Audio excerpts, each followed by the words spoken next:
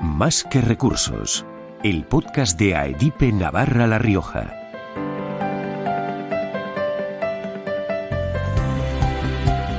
Se busca talento. Este bien podría ser el cartel que colgará de cualquier empresa, porque el talento es un bien muy preciado. Y además, en la era digital, este talento también cambia, tiene características distintas que hoy vamos a poder conocer y descubrir en este nuevo capítulo del podcast Más que recursos de AEDIPE Navarra La Rioja.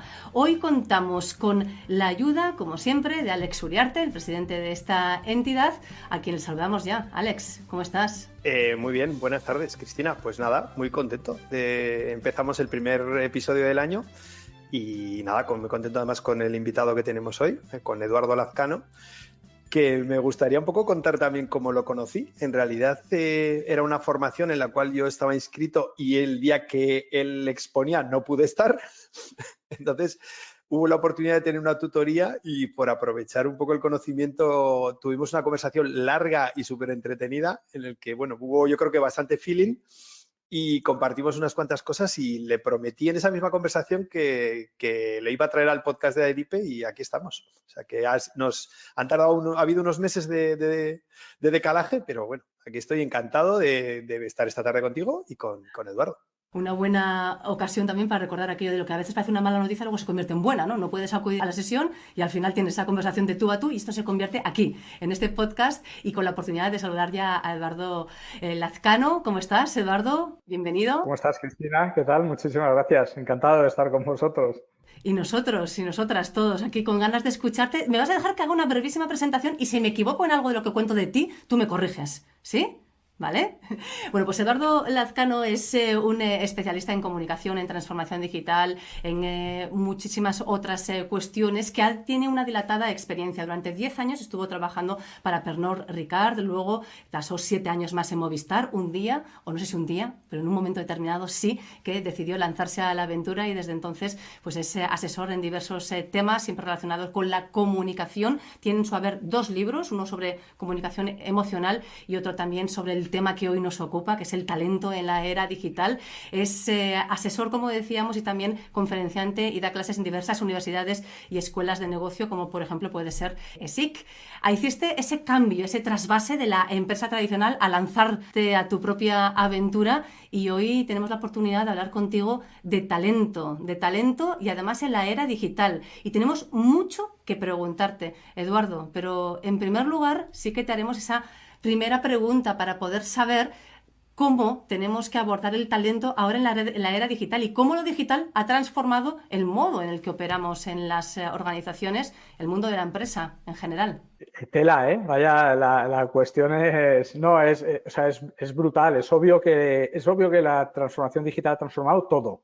Cómo nos relacionamos las personas, cómo funcionamos las empresas, cómo nos entendemos con nosotros mismos y, por lo tanto, el talento ha sido una cosa que se ha visto impactada. Personalmente, me hace mucha gracia o me parece que hacemos un mal uso cuando hablamos del talento en genérico, ¿no?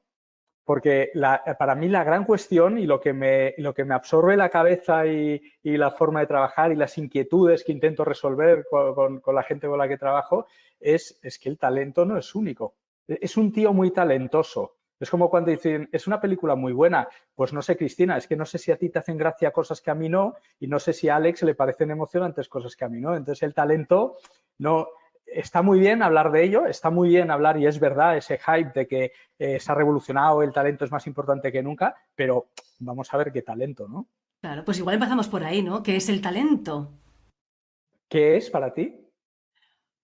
Para mí es la chispa que tiene esa persona, algo por lo cual destaca o que le hace ser especial o aquello que admiras y que dices, ¿cómo lo hace?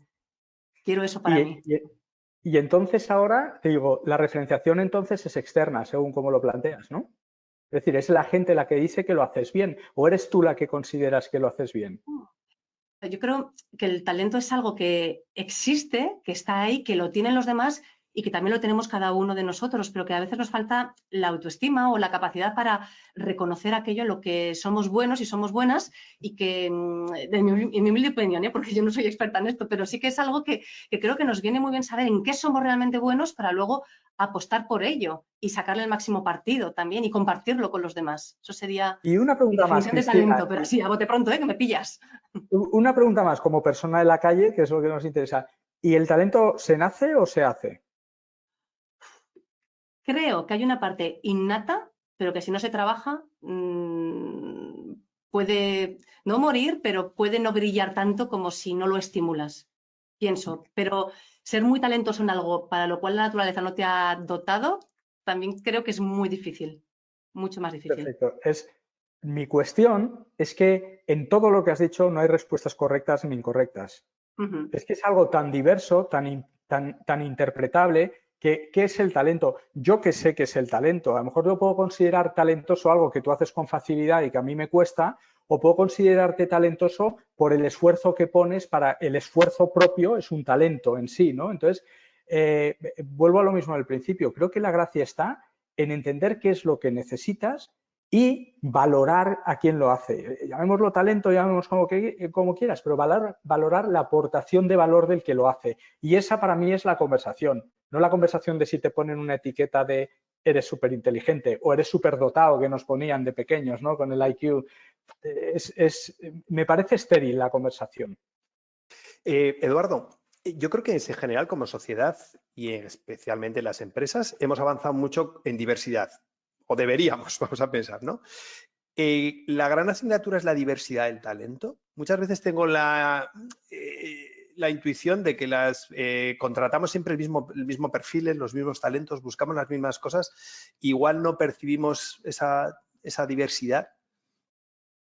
Sí, esto es una conversación donde son todo opiniones, obviamente, porque sobre esto no hay decisiones, que luego tomas decisiones para hacer tu trabajo y las conversaciones te sirven para ilustrar y para ver aperturas, ¿no? Estoy totalmente de acuerdo en una cosa que dices y es que falta diversidad, pero falta diversidad de diversidades. Quiero decir que parece que la única diversidad ahora mismo es la de género, es la única diversidad. Hace unos días había la de opción sexual, era otro tipo, pero hay muchas más diversidades ideológicas, por supuesto, pero cognitivas. O sea, hay gente más cuadriculada y gente más flipada, por utilizar términos comunes. Pues en una organización debes plantearte cuál es el equilibrio entre esos tipos más cuadriculados y esos tipos más flipados.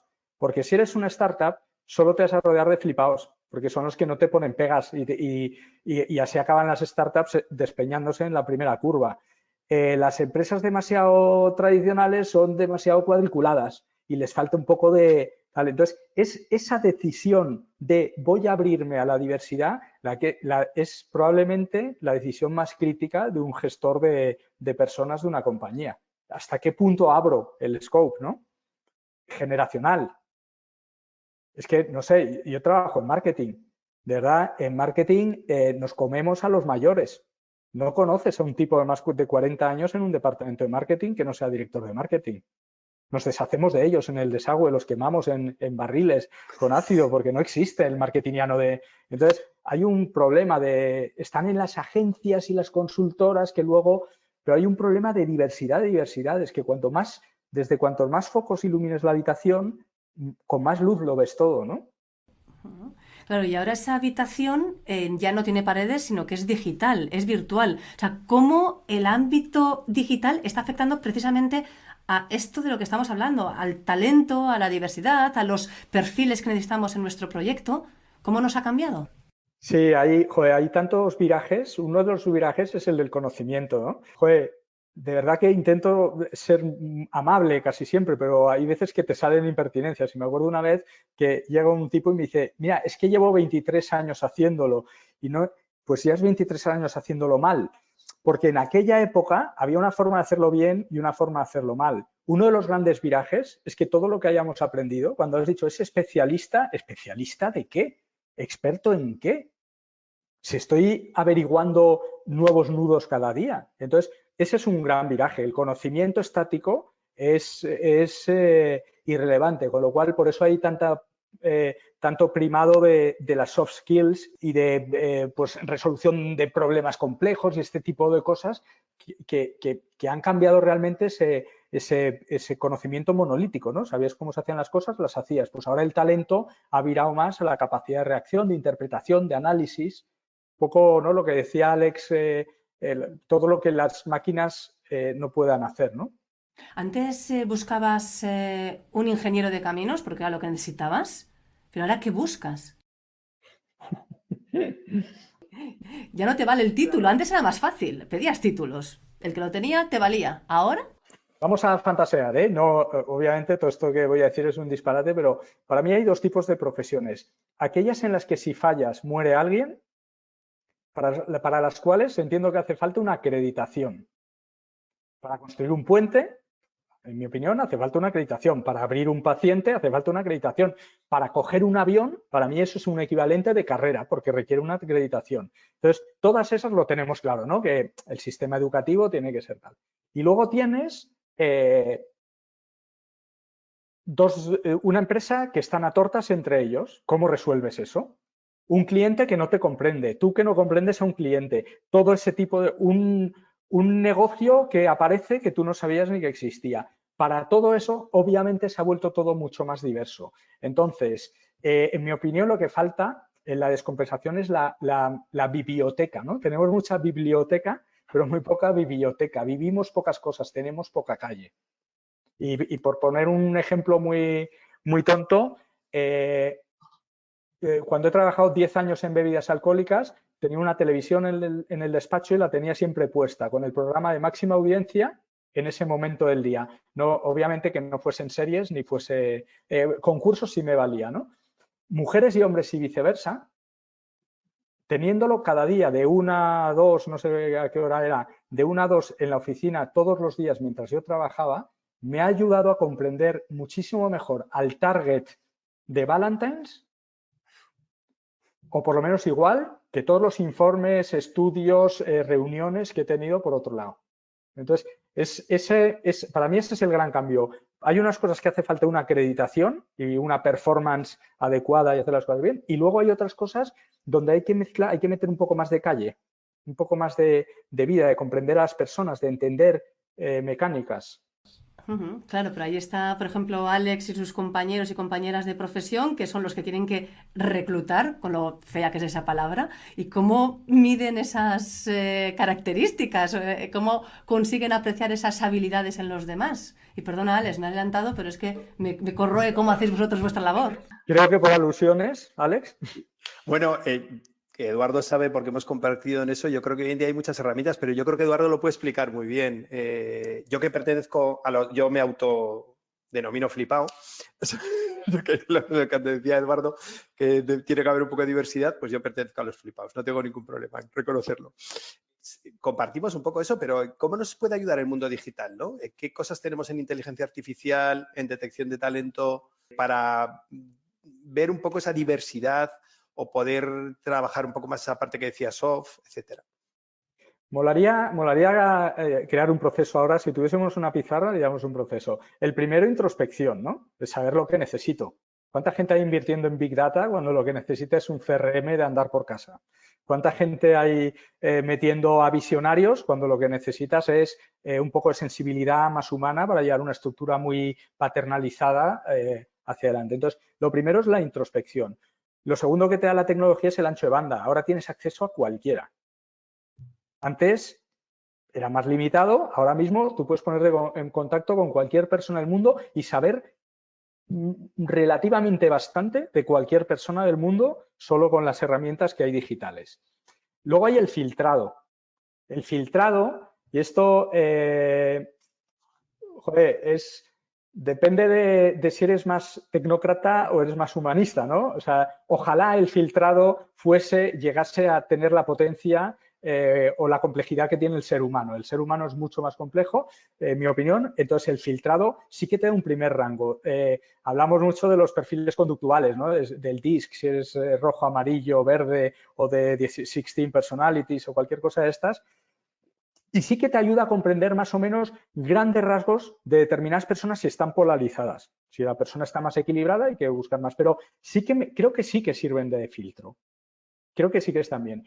Y luego llega el contacto personal, ¿no? El ver un poco, validar como esto. Y finalmente, al final del todo, había un libro que decía una frase, decía José María Aznar, es irrelevante quién la dijo, ¿no? Pero decía, los ministros son como melones. Tú los tocas, los golpeas, los agitas, dices, este es el bueno, pero hasta que lo abres no sabes si está rico o no. Y eso creo que con los recursos humanos se multiplica por 100. Tú vas contratado al tío más adecuado, lo has entendido tal, incluso lo has conocido durante años tal, pero hasta que no está en ese puesto, en ese reto, en ese momento, tú no sabes si va a ser bueno o no. Entonces, la tecnología que te ayuda en la fase de acceso y filtrado, obviamente. Y luego en las otras es más complementario que otra cosa, pero en esas dos es obvio que sí. Y en retención de talento, que es una palabra también feucha, ¿no? Una expresión o fidelización o como queremos llamar, ¿hay algo que nos esté aportando la tecnología o el mundo digital diferente a lo que tradicionalmente hemos hecho? Como siempre, opinativo. Por supuesto, primero, si no te importa, me voy a salir de tu conversación. A mí la retención de talento no me parece un objetivo. De hecho, no me parece ni buena la retención de talento. Me parece mejor la rotación y me parece que es humano, todos tenemos ciclos, no sé cuál es el vuestro, el mío está demostrado que son entre 7 y 10 años y ya esté en el mejor sitio del mundo que a los 7 y 10 años me voy a querer mover. Aunque soy delantero centro del Real Madrid, pues me da igual, me iré de ahí porque es lo que te pide. Entonces, la retención no me parece bien. Lo que sí que creo que es necesario es medir la performance y la implicación, las dos cosas. Y para eso sí que hay herramientas digitales. Me encantaría encontrar una analítica, un KPI que mida la humildad, por ejemplo. Me encantaría un KPI que mida la frustración. Me encantaría. Y creo, y no soy muy digital advocate, etcétera, pero creo que sí que va a haber formas de que nos lo den las herramientas digitales. Os puedo poner un ejemplo muy sencillo, analógico. Es una historieta, es de Pat Riley, era el entrenador de Los Ángeles Lakers en la época de Kareem Abdul-Jabbar, de Magic Johnson, eran el mejor equipo de los Lakers de toda la vida. Entonces él quería un equipo intenso. Dice, yo quiero un equipo fundamentalmente intenso. Y entonces sabéis que los americanos miden todo. Y él cogió, analógico, imaginaos ahora con digital, él cogió las estadísticas y lo primero que hizo fue reordenarlas. Dijo, la primera estadística hay porcentaje tiro de 1, porcentaje tiro de 2, de 3. Dijo, la primera va a ser rebote ofensivo, porque el rebote ofensivo es el mayor indicador de la intensidad del equipo. Y yo no quiero un equipo preciso. Luego, la estadística más importante es el rebote ofensivo. Y la reordenó de tal forma que primaban la intensidad. A continuación, dijo, voy a coger algunas estadísticas que están puntuadas negativamente, como por ejemplo las faltas técnicas, que son como la tarjeta roja, ¿no? Y cuando llevemos un partido sin 5 faltas, o 5 partidos sin una falta técnica, voy a considerarlo negativo, porque es que no hemos ido al límite. La falta técnica no es algo que busca, será algo que sea una consecuencia, entonces voy a medirlas. Y luego finalmente dijo, voy a coger indicadores que no existen. Por ejemplo, ¿a partir de qué distancia en el marcador los jugadores dejan de palmear cuando meten una canasta? Porque eso querrá decir que con 8 puntos de ventaja perdemos intensidad porque dejamos de palmear. ¿Cuántas veces se tiran al suelo por un balón? ¿Cuántas? Y metió nuevas estadísticas. Fijaos que creo que he respondido a la pregunta perfectamente con algo de, ¿cuándo es? De 1980, 82 debe ser aquel equipo. Entonces, imaginaos lo digital, lo que nos puede permitir. Si hiciésemos ese uso, un uso más racional, en lugar de analizar los datos que nos dan en términos de recursos humanos, si fuésemos capaces de ir a buscar los datos que queremos, creo que lo digital nos da herramientas, pero vamos, seguro. Herramientas sin duda para obtener datos, para analizarlos, para sacar nuestras propias conclusiones, pero me vas a permitir que regrese a ese otro concepto que mencionabas antes, Eduardo, que era el de que no te gustaba lo de retener, lo de quedarte para ti, el talento, pero claro, eso es un cambio de mentalidad respecto a lo que venimos, y es decir, que tú contratabas a alguien, le formabas, pero le decías, te doy esta formación para que tú te quedes conmigo, y se consideraba una traición que alguien se fuera de la empresa. ¿Debemos cambiar completamente? ¿Qué es lo que quieren ahora las nuevas generaciones y qué deben saber los responsables de desarrollo de personas? Hay una cosa, Cristina, lo primero, y es esto que estoy diciendo, no sé si debemos o no debemos. O sea, el primer consejo a una persona de desarrollo de personas o cualquier otra función es cualquier cosa y la contraria pueden irte bien. ¿Vale? Ese para mí es la primera, porque a mí lo del liderazgo parece que solo hay una forma de liderar. Es que el liderazgo autoritario hay compañías donde es lo mejor. Punto final. Entonces, ya está, no sé si son antiguas o no, pero sé que cualquier cosa entonces no sé lo que hay que hacer. Lo que sí es probablemente sí que hay un viraje en ese sentido, ¿no? Un cambio de mentalidades. La de la rotación es obvio. ¿Cuántos padres divorciados había en los colegios cuando íbamos, me estoy metiendo en el mismo saco, pero cuando íbamos al colegio, en mi clase estaba Noemí, una hija de divorciados. Ahora mi hijo es el raro que tiene los padres casados.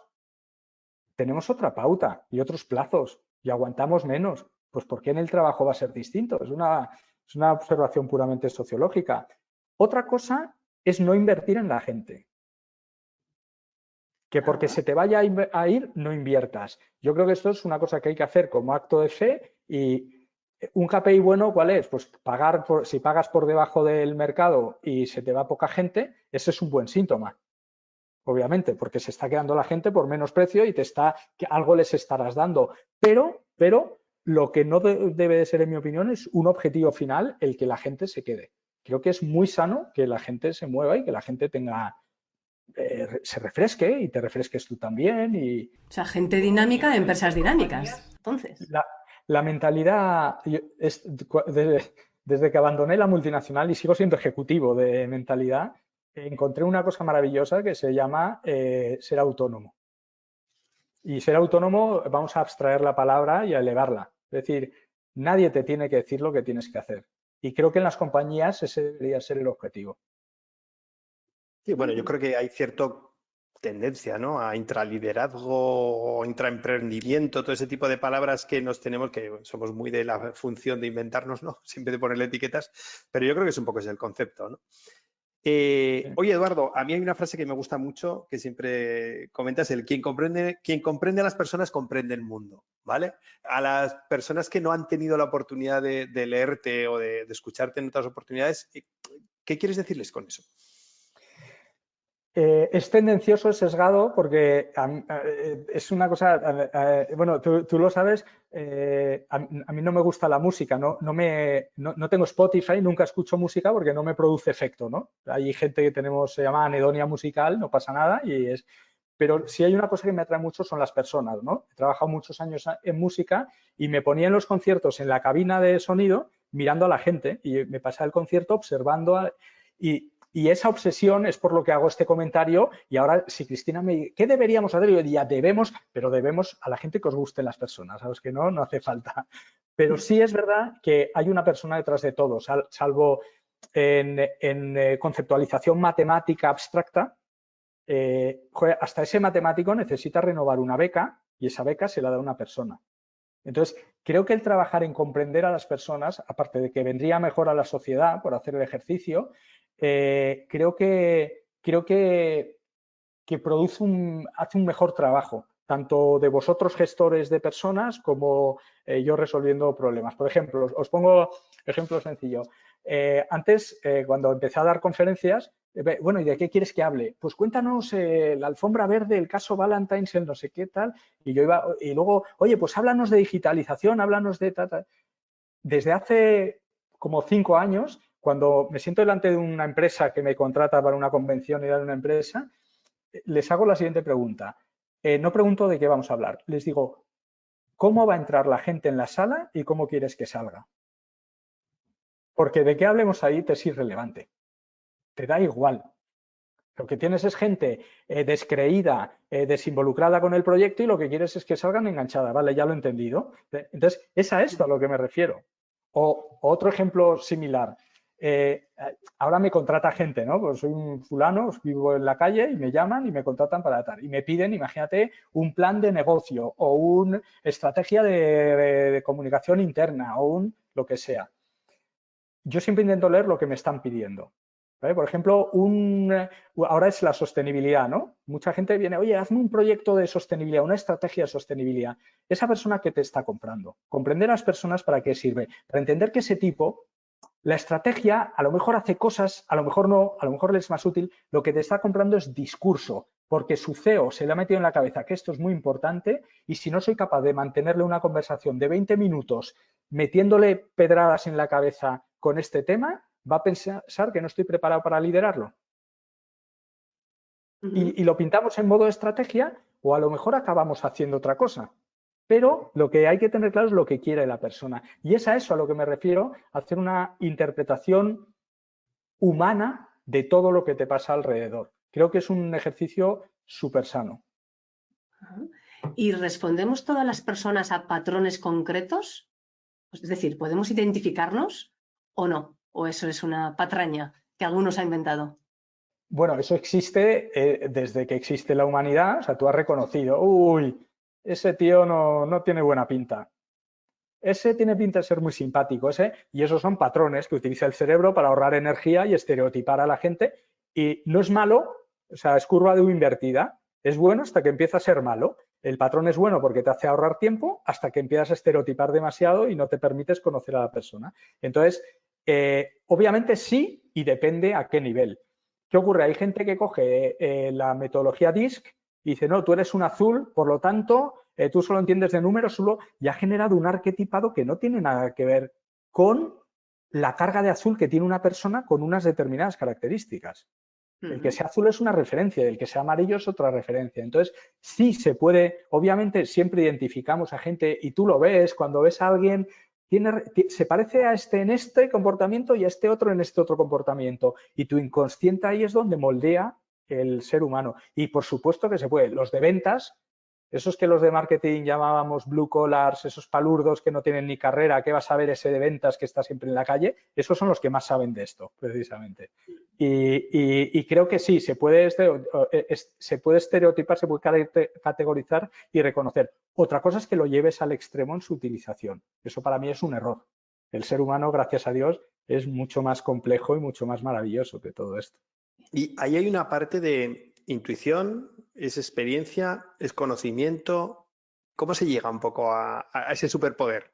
¿Sabéis cómo funciona el consciente e inconsciente? Bueno, tú, Alex, me contará que sí. O sea, el consciente y el inconsciente es lo mismo. O sea, eres tú con tus prejuicios, tus conocimientos. Lo único es que, según John Bargh, el consciente, que es lo que ves, que es con lo que estamos manejándonos ahora entre los tres, procesa 55 bits por segundo. John Bargh dice que el inconsciente eres tú mismo, pero a 11 millones de bits por segundo. Es decir, es un ordenador muy bestia. Es el ordenador ese que un pequeño gesto detecta determinadas cosas, determinados patrones y te categoriza en esto. Eso es lo que es la intuición, que cuando vas a tomar una decisión has procesado toda la información y mucha que no eres consciente que tienes muy rápido. Y te sale solo el output. ¿Qué ocurre? La intuición, que es la gran verdad de Punset, ¿no? Abandónate a la intuición. Es que tenía toda la razón, el hombre es... Ahora, hay una previa, y es que tienes que tener la intuición ordenada. En mi opinión, hasta los 28 o 35 años no puedes empezar a abandonarte a la intuición porque la estás construyendo. Y luego, a partir de los 35, si no eres capaz de abandonarte a la intuición, eres ineficiente.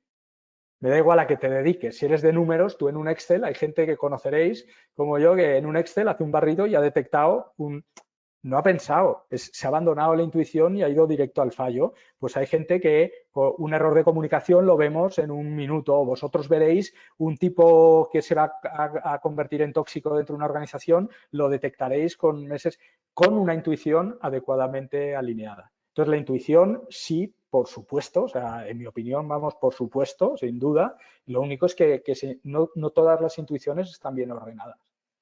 De hecho, me está viniendo a la cabeza, hay intuiciones muy desordenadas y que bajo la premisa de es que es por intuición, bueno, pero es que tu intuición no está muy estructurada. Hablabas, Eduardo, de esa intuición que hay que cultivarla, ¿verdad? Para abandonarte a ella, también de la diversidad de personas y claro, luego también el hecho de que si tú quieres que sigan estando cerca de ti, bien en tu empresa, bien en tu red de colaboradores, tienes que motivarlas, que impulsarlas, que hacerles que se sientan parte de ti y que quieran seguir estando en tu equipo. ¿Cómo hacemos eso? ¿Cómo animamos e impulsamos a esas personas con la era digital que nos rodea? ¿Cómo? ¿Cómo? ¿Cómo lo conseguimos? Es un regalo la era digital porque nos permite tener más interacciones, tener más. Para mí lo que está claro por encima de todo con respecto a la motivación es eh, la aportación de valor, la percepción y la puesta en valor de la aportación de valor. Esto, ¿me dejáis una pequeña anécdota? Un par de minutos. Estás aquí para eso. Álvaro, mi hijo, que algún día escuchará alguna cosa de estas, jugaba en la Federación Española de Fútbol, ¿vale? En el colegio juegan los buenos, porque el colegio elige a los mejores para que lleven con orgullo y con dignidad el distintivo del colegio. Los malos, su padre paga y juegan en la federación, ¿vale? Y pagas una pasta, le dan una mochila de Adidas y lo tienen ahí con otros muy malos.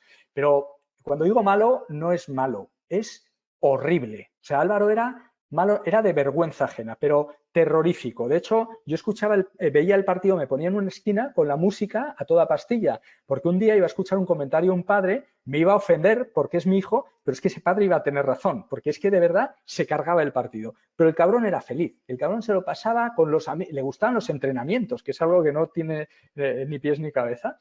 Entonces, como tenía un hijo feliz, está bien, ¿no? Quiero un hijo futbolista, quiero un hijo feliz, todo está bien. ¿Qué ocurre? Que en un momento dado yo sé que al malo en el equipo le dejas de pasar el balón y con el tiempo empiezas a dejarle pasar la conversación y lo aíslas en el vestuario. Y no quería que le pasase eso a Álvaro. Entonces hablé con él un día. Esto que os cuento es una historia familiar que luego saqué un aprendizaje profesional, de casualidad, de rebote.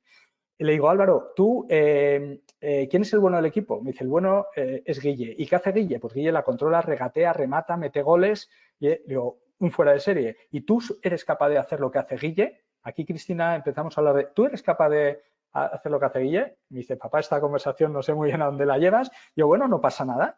Ahora lo que vamos a comprender es, para que Guille haga todo aquello que hace tan bien, ¿qué necesita? Guille necesita que haya alguien que robe el balón y no la pierda, y no perdiéndola le acabará llegando a él, que la controlará, regateará, rematará y meterá goles.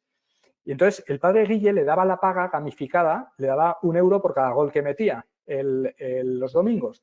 Y yo empecé a darle a Álvaro medio euro por 50 céntimos por cada balón que robaba. No por racanerías, que se roban más balones que goles se meten, ¿eh? Y entonces le empecé a dar medio céntimo por cada balón que robaba. Se convirtió en un robador bastante decente de balones y luego su mejor nota era toma de decisiones, que no la perdía. Hasta aquí la historia familiar para que el niño siguiese jugando el fútbol.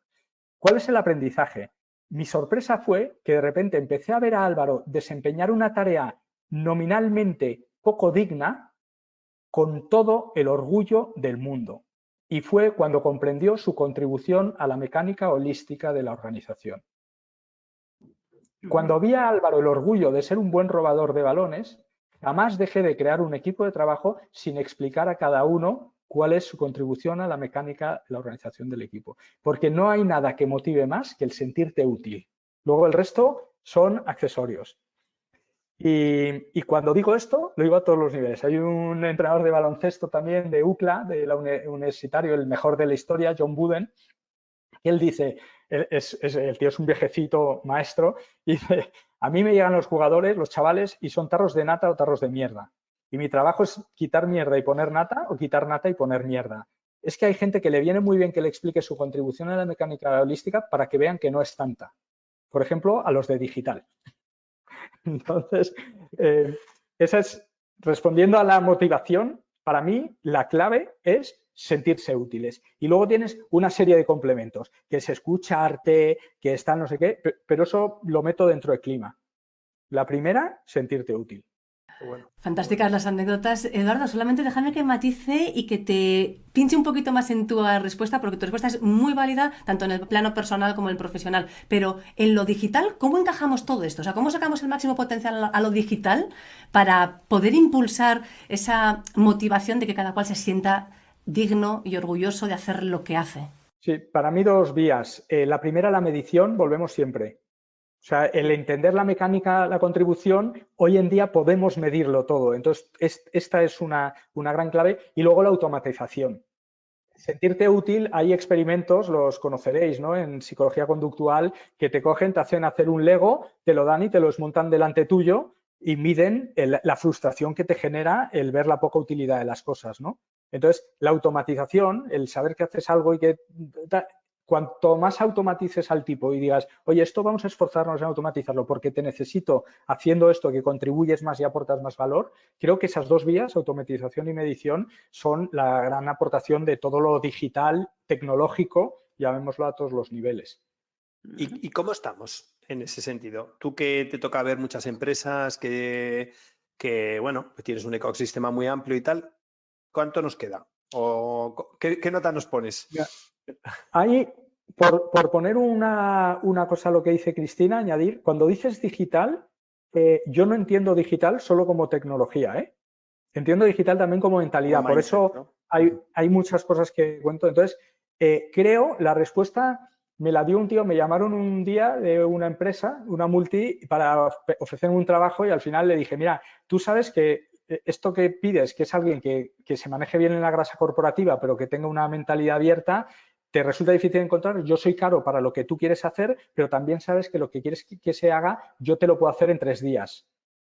Y él me contestó, un chaval joven, muy inteligente, me dijo, todavía no estamos en ello, pero ya no nos suena raro. Pues mi respuesta, Alex, a lo tuyo es, de todo esto que estamos hablando, todavía no estamos en ello, pero creo que no nos suena raro ya. Y creo que es un muy buen primer paso.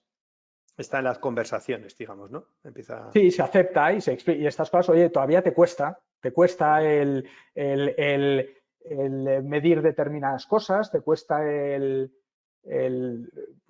articular determinados KPIs que no quieres ver en realidad o tal, pero ya no nos suena raro. Ya es como, está bien visto el tener ese foco. Claro, y todo eso conviviendo todavía diferentes filosofías de ver el mundo, porque todavía hay empresarios que lo que quieren es que se comience a las 8, se acabe a las 7 de la tarde, que sus trabajadores fichen a tal hora y tener un control estricto frente a esos KPIs, que podríamos llamarlos así, que eran los indicadores de toda la vida para saber si alguien trabajaba o no trabajaba. Y también esa idea de controlar. Y ahora muchas personas con todo el teletrabajo lo que tienen es el temor a no controlar lo que hacen sus trabajadores. ¿Están equivocados? ¿O cómo podemos garantizar que sí que se trabaja sin tener que estar con un hacha detrás, en el cuello? Sí, Estela, o sea, el control ese sí que en valor absoluto creo que es una cosa que tenemos claro que no, sería mejor no controlar. Hay empresas que lo van a necesitar porque los propios empleados lo están pidiendo, ¿vale? Y como dice Alex, viendo un montón de empresas, os digo, yo me siento en una mesa con 27 tipos de 27 departamentos de una empresa y lo único que cuando estás en medio de un proyecto y lo primero que dicen es, ¿y qué hay que hacer? Y hombre, yo esperaría que fueseis vosotros los que me lo dijese. O sea, que todavía hay compañías que necesitan esto. Pero poniéndonos en el ideal y pensemos en hacia dónde tenemos que ir, y es que tengan autonomía, es que hemos confundido el teletrabajo con el trabajo autónomo. El objetivo no es el teletrabajo. El objetivo es el trabajo autónomo, que cada uno es responsable y cada uno... No sé muy bien cómo lo hace BBVA en detalle, pero BBVA lo que tiene son funciones troncales que son necesarias y que tiene que haber un fulano ahí que lo haga, de nivel alto, de nivel bajo, pero las troncales, y luego el resto por proyectos. Lo maravilloso de esto es que hay veces que te meten en un proyecto como follower y hay veces que te meten en un proyecto como líder. Y esto genera un gran respeto por el líder cuando eres follower, porque sabes lo jodido que es que no te hagan ni puto caso, que no... Y entonces, eso creo que está muy bien. Creo que es un buen cambio de mentalidad. Y este tipo de cosas creo que es hacia donde irá, ¿no? No sé si es falta de control, pero es que haya más autonomía, ¿no? Y que te pidan tu trabajo, ¿sabes? Que se encarguen tareas. A mí me encanta que me encarguen recaos. Oye, ¿quieres un proyecto? No, yo quiero un recao. Un proyecto es demasiado amplio. A mí dame un recao. ¿Qué queremos tener dentro de una semana? Y yo me busco la vida. Y creo que creo que es una buena dinámica, bueno, es hacia donde va la dinámica de trabajo tirada por lo digital, por las industrias digitales y por determinadas empresas, pero creo que todas irán moviéndose de alguna forma u otra hacia allá. Claro, Eduardo, pero has mencionado lo ideal, y a veces la realidad es otra. Entonces te encuentras con un equipo que lo de la responsabilidad o la autonomía no lo entiende tal. ¿Cómo haces en este momento para conseguir que se haga lo que se tiene que hacer? Pues mira, caricaturizo, Cristina, y no tomemos nada al pie de la letra, pero por dar titulares, si a mí me haces esta pregunta, te digo, pues no le apliques lo ideal a esa empresa. Es que lo ideal es, sabéis que los superdotados son infelices, porque hay demasiado alejamiento entre cómo deberían ser las cosas y cómo son. Pues aquí igual, oye, es que no tienes por qué tener una gestión ideal. La mejor es la más adecuada a las circunstancias. Y tú irás tomando decisiones, irás transitando, pero no te fijes en ideales. Es que yo gano mucho dinero vendiendo ideales, ¿eh? Pero no me hagas caso. Claro que me conviene decir cómo deberían ser, pero es que primero ni lo sé yo. Y segundo, lo que creo más en el acompañamiento, vamos a comprender esta empresa. ¿Cómo la tienes? ¿Partida en dos? Es decir, ¿tienes unos que retienen y que están agarrados y otros que van demasiado rápido? ¿O es más homogénea a este nivel o a este otro nivel? Vamos a detectar cuáles son los conectores. Yo tenía una persona que había trabajado, tenía más años que el logotipo, había estado en la empresa, había estado en todos los departamentos y cada vez que había una bronca con logística, con ventas, bueno, es que ella suavizaba. Esa persona era muy importante para la dinámica del departamento, ¿no? Y entonces, es decir, la ideal, si quieres llevarlo a ese extremo, la ideal es la que sea más adecuada para tu fisionomía. Y repito que hay empresas muy paternalistas donde el control, aunque se queje la gente, en realidad es lo que le va bien, donde se sienten cómodos, por decirlo de otra forma, y lo que tienes que hacer es, por supuesto, intentar moverlo, porque se supone que esa gente va a aportar menos, pero partiendo de esa premisa. Pues ejerce de líder, empuja, di que hay que hacer y tira de la gente desde ahí. Pero no intentes, no voy a presionar a los chavales porque además se me van. No, hombre, no. Es que es complicado, ¿eh? Sí. Pero no hay ideales, ¿qué ideales? ¿Qué ideales? Eduardo, aprovechando un poco esta visión que tienes global también, ¿no? ¿Qué talento estamos buscando? ¿Qué es lo que, o cualidades, competencias, qué ruido hay o qué es lo que está siendo difícil encontrar en la gente? Para mí, 4 grupos. Si hacemos 2 ejes, ponemos arriba intuitivo, abajo racional. Ponemos aquí explotador, no con connotación negativa, sino de la explotación del día a día, y aquí explorador. Explorador, explotador, intuitivo, racional. Tendríamos un saco que es racional explotador, que son los gestores. Las grandes estructuras se están aligerando de sectores porque sobran mandos intermedios, sobran capas de gestión. Con lo cual, tienes que ser muy buen gestor para sobrevivir, pero los buenos gestores son muy valorados.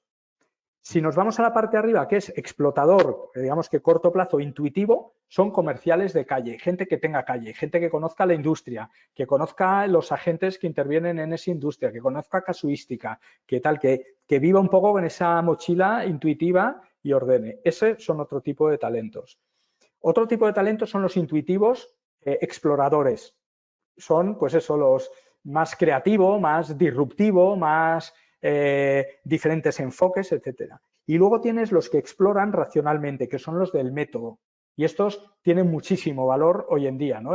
La gente que es capaz de hacer procesos de innovación. Esas dos palabras, procesos de innovación juntos. Entonces, para mí, todos los talentos que un poco también en el estudio que hice con el libro pude ordenar, los unía en esos 4 bloques. Digamos, gestores, calle, creativos o disruptivos, y luego innovadores con método, ¿no? Business developers, o llámalo como tema todavía. Y luego ahí metes talentos como pues, la eficiencia, la capacidad analítica, el trabajo en equipo, la visión estratégica, pero son talentos específicos que están dentro de este mapa. ¿Y todos esos talentos crees que debemos incorporarlos a la organización o renunciar a la propiedad y rodearte de colaboradores en cada proyecto? Es decir, perder un poco ese sentido de tiene que ser mío y irte más por el alquiler, haciendo el símil con la construcción. Ostras, estáis muy bien en las preguntas. Dicen que ya está bien. O sea, me dice de vosotros como sector que ya estáis bien si tenéis esas preguntas, porque lo que no tienen son las respuestas, ¿no? La respuesta, cada una tal, pero es una gran pregunta. Tú tienes que tomar una decisión en tu organización. ¿Qué parte quiero ecosistémica y qué parte la quiero tal? Os hago reflexiones que han pasado, que he ido viendo, como dice Alex, por exposición, ¿no? Por ejemplo, tendemos a tener fijos el management y la parte de abajo, la mano de obra, rota más. Cuando realmente la mano de obra es la que puede adquirir experiencia y volviéndose mejor, y muchas veces pensar solo lo necesitas una vez al año. ¿Podríamos llegar a plantearnos que nuestro director de marketing trabaje solo 3 meses creando el plan y luego pasa a un equipo de gestión más barato y a la mano de obra, ¿qué tal? Pues ahí, por ejemplo, fíjate que hay cosas para las cuales yo no me adquiriría nunca el trabajo que hago, porque es que pensar, no tienes que estar pensando todo el rato. Entonces, la parte, todo lo que sea inspiracional, todo lo que sea creatividad, tal, también, en mi opinión, debería atender a lo ecosistémico y a la rotación y a cambiar y a probar cosas nuevas y a variar. La parte de personas, lo que os afecta a vosotros, creo que está bien tener un mix, tener gente de dentro, insiders, que conozcan bien la fisionomía, que conozcan bien el metabolismo, pero con la ventana muy abierta. Ese es un gran problema. Os veo poco. Yo voy a muchas conferencias de todo tipo y os veo poco. O sea, no me encuentro a mucha gente de personas. Me parece que la mitad de vuestro tiempo debería ser estar en la calle. Entonces, ya digo, es un mix donde hay determinados puntos en que sí es ecosistémico y en otros, obviamente, cuando utilizas mucho un puesto, pues la propiedad está bien tenerla, ¿no? Por cierto, problemas de la propiedad.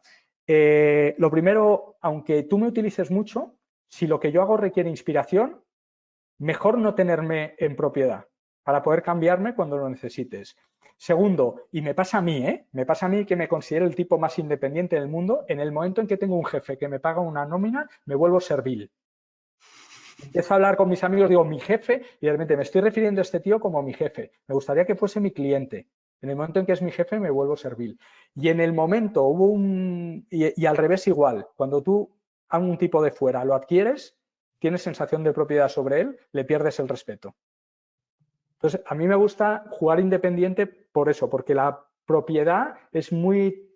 No es por mala intención, es una consecuencia del día a día, ¿no? Pero es tramposa. Sin embargo, no acaba de cuajar el interim o el concepto. A mí creo mucho en lo que dices, ¿no? Pero nos falta cultura, ¿no? No lo acabas de ver en muchas organizaciones, incluso el compartir una figura en distintas organizaciones, ¿no?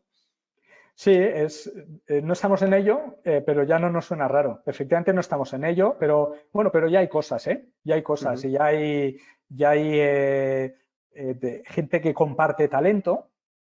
Hay proyectos, conocí un proyecto el otro día súper chulo, estaban BMW, IKEA, no sé quién y no sé quién, y están compartiendo una misma fuente entonces, sé que es más difícil, Alex, que tienes menos paciencia, pero porque quieres tener un resultado más inmediato, pero desde fuera creo que vamos, no hemos llegado, no estamos en ello, pero no suena raro ni mucho menos. Pero se ve poco, se ve a veces como transición, sobre todo especialmente en nuestra profesión, ¿no? Al final hay gente haciendo ese tipo de figuras, ¿no? Por lo que decías tú igual, de la parte un poco más, entre comillas, de aportar esa magia, ¿no? Que se tiene a veces desde la frescura en la posición, pero cuesta verlo todavía. Los interims a lo mejor es lo que está celando un poco más. Ya me estoy encontrando directores de algo a 6 meses o para la fase de lanzamiento o para eso ya, pero sí, o sea, todavía, desde luego nunca irá todo lo rápido que nos gustaría que fuese. Pero para mí es un avance, por lo menos el que estemos en otro planteamiento y en otro discurso. Es personal, ¿no? Pero cuando empecé a trabajar hace 5 años por mi cuenta, tenía muchos clientes muy pequeñitos. El año pasado solo tenía IBEX 35, que ya empiezan a contratar un fulano de la calle y ya han desbloqueado esto. Joder, pues a mí no me parece que 5 años, oye, ojalá fuese más rápido, pero está bien, ¿no? Va avanzando. Como el tiempo, Eduardo, Alex, que ya vamos llegando hacia el final y eso sí, te queremos exprimir hasta el último segundo. ¿Nos podrías decir, Eduardo, ese mensaje final que se lleven de llevar las personas que nos escuchan para sacar el máximo partido al talento en esta era que nos rodea y el contexto tan digitalizado que tenemos en todos los planos? Dos cosas. Por un lado, las personas. El comprender la herramienta, si el destornillador es de punta redonda o de punta plana. Y tendrás que entender, me lo dijo el director de recursos humanos en Pernod, que era un fuera de serie, cuando hablábamos de mí, porque yo era un dolor de cabeza dentro de la organización, y me decía, tío, es que te voy a explicar, tú eres un destornillador eléctrico, pero te utilizamos sin enchufar. Y digo, ya, pero es que no hay toma de corriente, entonces yo no culpo a la compañía por de hecho soy yo el que debería adaptarme a poder atornillar. Entonces, esa comprensión creo que es una cosa muy importante. Y luego, entender en términos de valor, entender el mundo empresarial en términos de aportación de valor. Porque al final parece que la organización es más importante o el clima es lo más importante, la aportación de valor es lo que alinea a todo el mundo. Entonces, comprender bien, qué es lo que estás buscando, qué pretendes, ¿no? Y con esto se te ordenará todo detrás, ¿no? ¿Te vale, Alex? Me vale. A mí lo que cuenta Eduardo siempre me vale. La verdad que ha sido un placer. O sea que ya sabes que soy muy fan. O sea que... Es que estas conversaciones tiene que haber muchas. Hay que tener muchas porque tenemos que pensar sobre todas estas cosas y luego tomar decisiones. Porque todo esto que hemos hablado, cada uno hagamos nuestra composición porque la decisión buena será la que tomemos con convicción, no la que está acertada de antemano. Entonces, os agradezco muchísimo porque estas conversaciones además te despiertan pedradas, ¿eh? Me cago en el proceso de antes y igual le hago una pintadita. Pues no solamente has despertado pedradas, Eduardo, sino que a mí me has permitido entrevistar a un destornillador eléctrico que no lo había hecho en mi vida y me ha movido mucho dentro, ¿eh? Así que nada, te agradezco el revuelo que nos has dejado interior y lo que se traducirá en realidades. Muchísimas gracias, Eduardo, te deseamos lo que has de conseguir. 1000 éxitos y 1000 oportunidades más de seguir compartiendo conocimiento. Gracias. Muchísimas gracias a vosotros, Cristina. Gracias, Eduardo. Gracias, Cristina.